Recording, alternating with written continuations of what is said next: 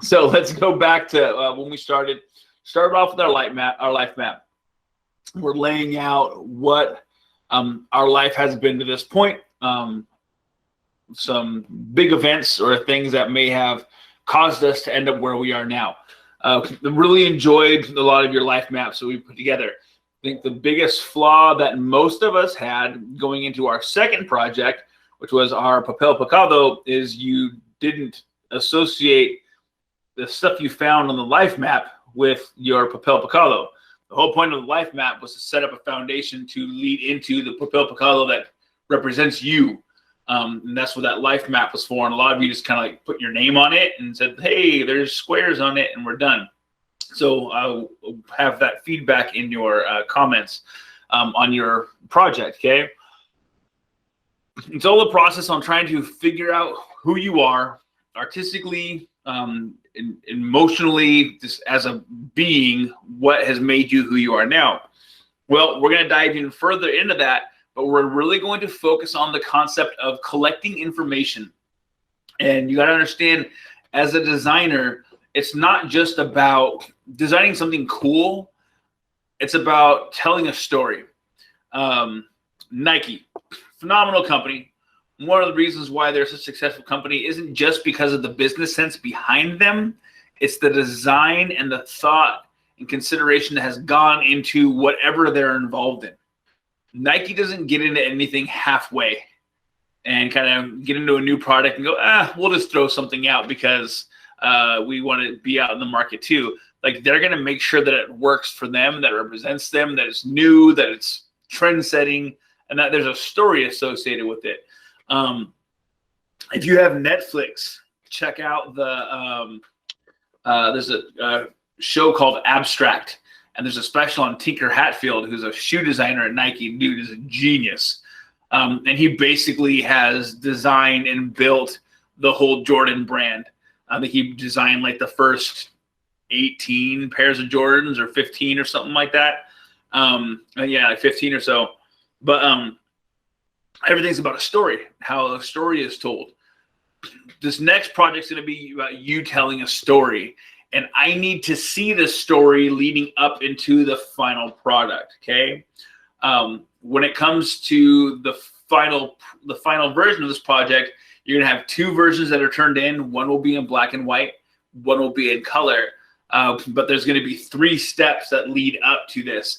This project is also going to be heavier weighted than the previous projects are. They're still going to be out of 5, but each point's going to be worth like 2 points or 3 points or 4 points instead of 1, like the past projects. And so the point of me saying that is, if you didn't get the last projects done, we need to get caught up on that. But if you don't get these ones done, it's going to like seriously affect your grade.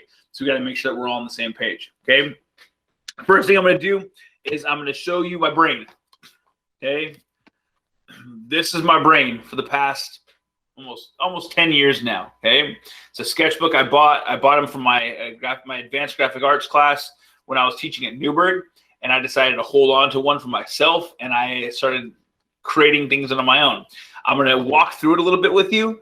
You can write down any tips and things you have. I'm not necessarily wanting you to like collect notes yet, but if there's something that kind of stands out that you want to jump on, go ahead and do so. So I'm going to have to hold this at the same time as I walk through my sketchbook. Okay, there you go. Okay, so what happened was I was teaching at Newburgh, and I had a buddy of mine who was working at Nike say, hey, we want to redesign Nike's Letterman jackets. And I said, okay, cool. And he said, I want you to come sit down with us and let's talk about what we want as alumni. I said, oh, that's pretty awesome. So me being the design guy, I said, I'm not going to go into a meeting and not have visuals. So I got a sketchbook and I started sketching out my ideas. I show up to Nike. I go sit down in this back room. Turns out I'm sitting right in front of Tinker Hatfield's desk, the guy I was just talking about that made all the Jordans. And Tinker's sitting right next to me in this kind of round circle. And I'm like, oh my gosh, like the man is right here next to me. And it was really cool. And I showed him my sketches. He's like, wow, I love your concepts. I love your ideas. And I tried to get a job out of Nike from there, which was pretty fun. But what I did first, if I can show you this, is I drew out kind of what our current Letterman jacket looked like. And then I started writing things. And this is where my graphic design 2 students usually struggle. When you write, you're not trying to write sentences. You're not trying to necessarily write paragraphs. You're just spitting out text onto your paper. So what I did up here is, okay, I wrote Oregon jacket. What does it represent? Tradition, it's classic, it's bold, it's individualized. It wants to represent. Those are just words that I was trying to associate. They're not necessarily the things that are going to be built around the jacket, but I'm just trying to get information down on the paper. So once I get it down, I can start drawing from what I think applies or not, okay? I went down here. So what do letters normally have? Letters normally have like some type of bars. They have sport. I'm talking like high school letters. Because at University of Oregon, you get this letter, and it only has one bar on it, and then you never really get another one put on. Like anybody who's been there forever, they just have the jacket with the one letter. You don't put more patches on like you do in high school. You don't do all these like different things. It kind of stays the same. So I said, okay, so that's kind of what I'm working with. Then I said, okay, so what are we going to do? Are we going to create a whole new jacket? Or are we going to go off of jackets that are already made? So what I did is I went online and I found all the Nike jackets that are already made that I thought we could use as our like spin-off. And so what I did is I just printed out the jackets and I just taped them in. So as you can kind of see the glare, I just took a piece of packaging tape, cut the packaging tape, slapped it on top of the picture, and now it's stuck in my book. I didn't want to use glue or anything like that because I didn't want to make it all messy. And then I have this written, like, jackets to use. The Nike N98, the Manny Pacquiao jacket, the Storm Fit jacket, the Kobe Sunrise Destroyer jacket. I just wrote out kind of what they were. And then I started getting pretty creative. So once I had some ideas, some styles, some things that I thought kind of worked out well, then I started going from here. Okay, well, maybe if we like sublimate the letter, which is a term meaning you're like printing the letter onto the jacket instead. What if we did like an old school, like a Letterman sweater style, where it's all stitched in. You have like the bands on the arm for the years. So I just wrote this out. You see the jacket that I have. I did some color pencil on it. It says, is it too much to have the jackets for people to choose from? This jacket would be given at the conclusion of a career. Letter and stripes can be stitched on or sublimated. The O is thinner. So I just have little things. So if someone's looking at this, I don't have to sit here and tell them everything about it. I can see their brain on paper. That's why I told you guys this is like my brain right here. The FF Core jacket, Forest Kelly green, tan sleeves. Keep Letterman feel? ? Put lines on letter ? Not general enough. Letterman sweater stripes. So I did that little one first, and then I kind of built down to this one. And there's a lot of other variations that have come from it. Different styles, different ideas, different looks of the jacket itself,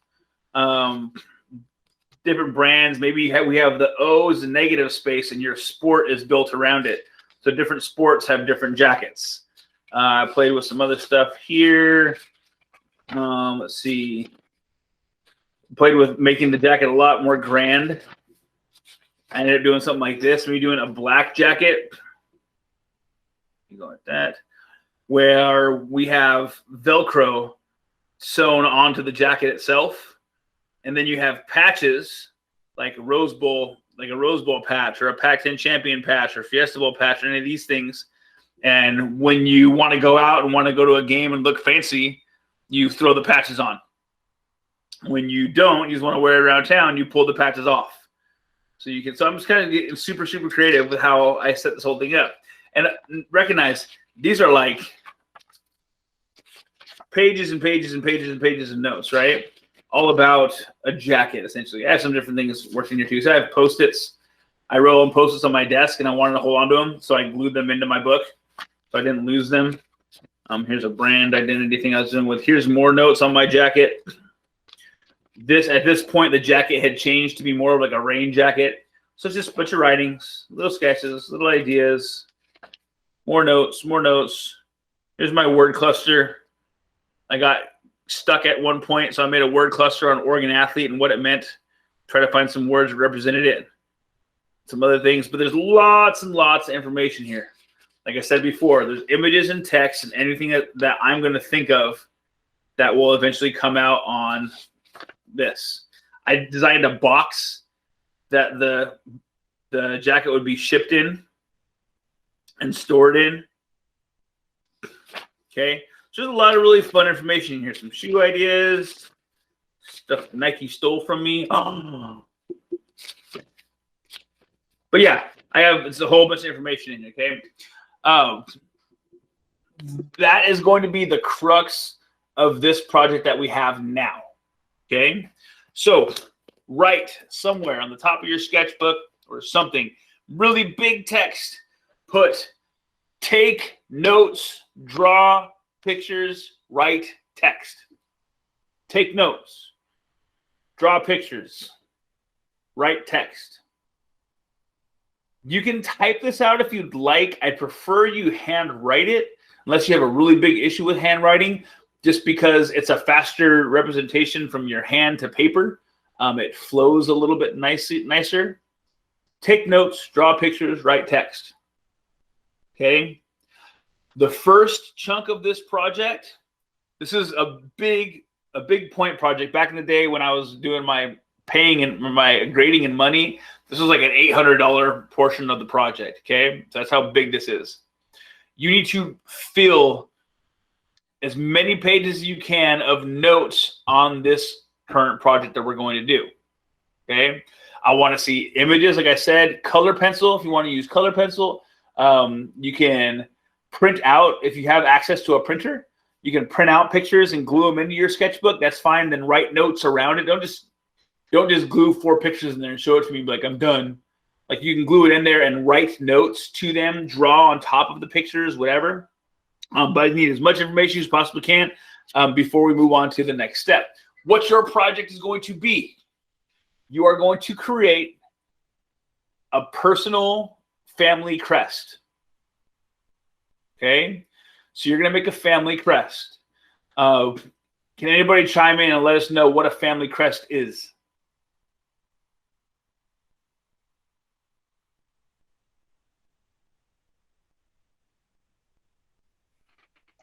It's like a coat of arms for the family, right? I don't know if you all are just sleeping or if we really don't know. So we'll look at, I'll show you examples. Oh, okay.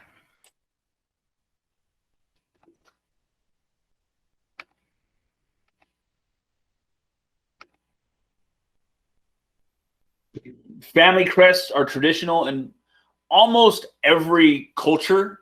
Some cultures utilize them much more than others. But what a family crest essentially is, it is a visual representation that is associated with a certain family or clan or group.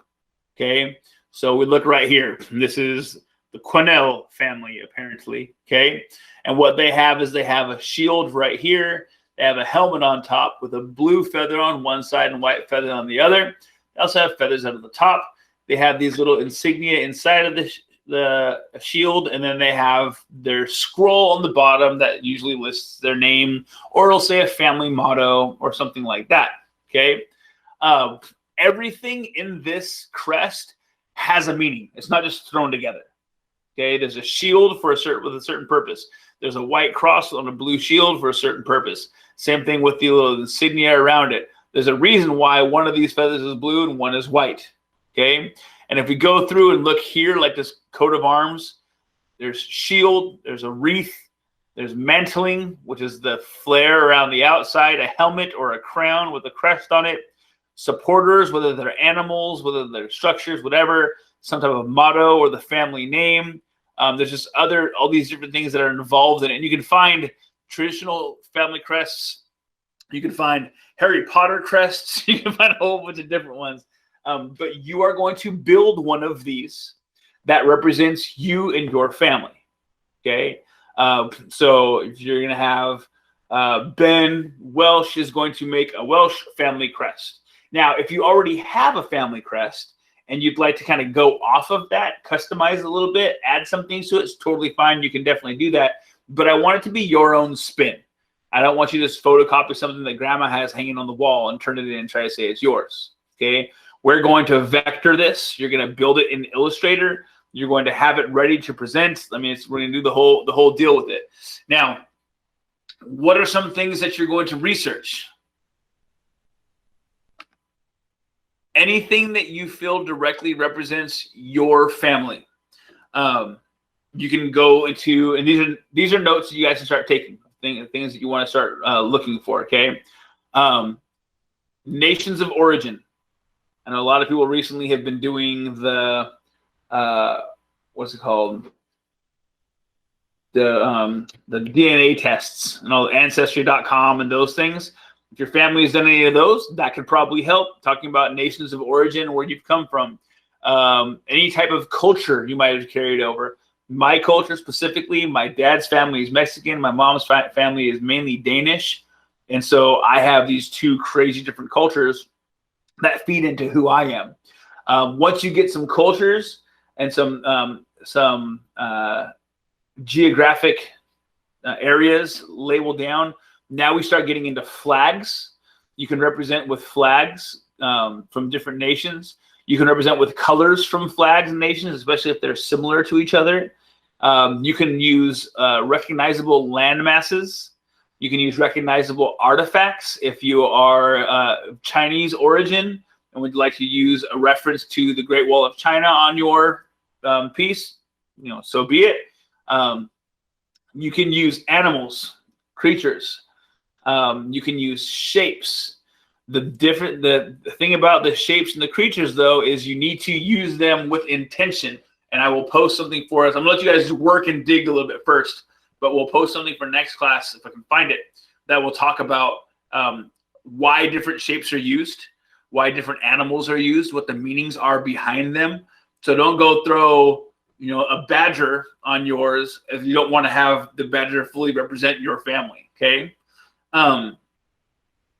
You also, as part of this project, is you need to interview someone from your family, preferably a grandparent or an aunt and uncle or someone who knows a lot about, not like sitting at the table with mom and dad, like, hey mom, tell me about our ancestors. Oh, they're good people, done. Like, you need to dive into it and get some information. If you can get it from your parents, then that's fine. But we need a page worth of information on historical background, where we came from. I learned a ton from my family, and my family immigrated to Texas from Denmark, and then moved across the Oregon Trail to Washington, and then worked their way down into Southern California. And so I have a lot of really crazy cowboy-esque history in my background, which is awesome. My Mexican family originated in Southern California when it still was Mexico. And then when it got taken over by the United States, they just stayed there. So they're technically never moved. So there's a lot of really cool culture and history in there from me personally that I would like to work into something like this. Okay. When it all gets down to it, you're going to start in a couple classes. This first two classes are going to be solely information. I don't want you necessarily trying to plan out things yet. I don't want anybody to send me a picture of a crest and be like, so I'm done. We're not building it all. All we're doing is we're grocery shopping and we're getting all the ingredients to make our meal.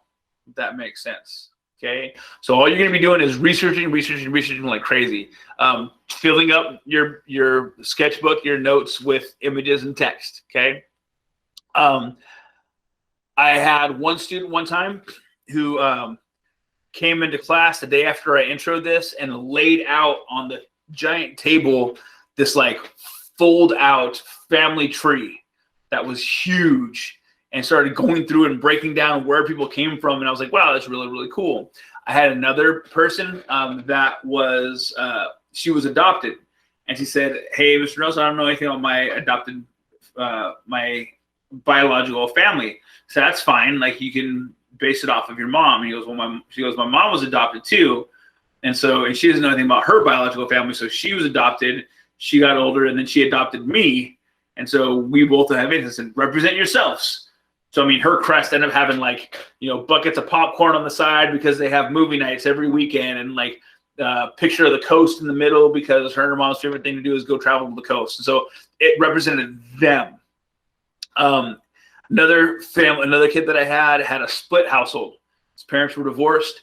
Didn't know which one to represent because one might get mad if the other one is represented and stuff like that. I said, then just do it for you. Just represent who you think you are, and it's going to be the crest for your family going forward. So we can have some leeway in terms of how we're going to actually build the thing. But the biggest thing that I want to see from you, again, is research. I want to see notes. I want to see colors. I want to see pictures. Don't put an image of something that's supposed to be red, blue, and white and show it in shades of pencil. Get color, marker, whatever, go red, blue, and white and put it on there, okay? And you can just find stuff laying around the house if you have crayons or color pencils or whatever. Hopefully you guys have that kind of stuff laying around. So we are researching what information, what visual representation you're going to use for your coat of arms, your family crest that you have created, okay? Let me throw this graphic up on there one more time for you. All right. You don't have to use kind of a motto on the bottom. When we get to it, you might add one on there, but this is the main stuff we're looking for. If you're going to use a shield, why do you want to use a shield? If you're not going to use a shield, what are you going to use instead? Jump through different variations and see what you can do with that. Okay. So the ultimate goal is we're going to be doing that. The first thing I want is, and it'll be due after class on Wednesday. So you'll have today and tomorrow to work on this. You'll also have Wednesday, but it'll be a work day, and I'll have it due at the end of Wednesday. It doesn't mean you have to turn it in then. You could turn it in tomorrow if you finish it, but the first thing is going to be pictures of your notes. I want at least 3 pages of notes. Okay, so please write that down. At least 3 pages of notes. You get more, fantastic. And then if you go like front, back, and then another one, that counts as 3. But at least 3 pages of notes, and I want substantial notes. Again, not just a big picture stuck on this one, the word family wrote on another page, and then turn those 2 things in. Okay? Questions you guys have for me? I'm sure there are a lot.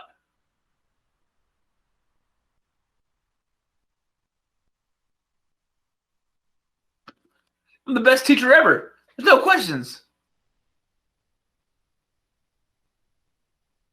Yes. Thank you for typing it out. 3 pages of notes representing your family and how you're going to represent your family in this family crest.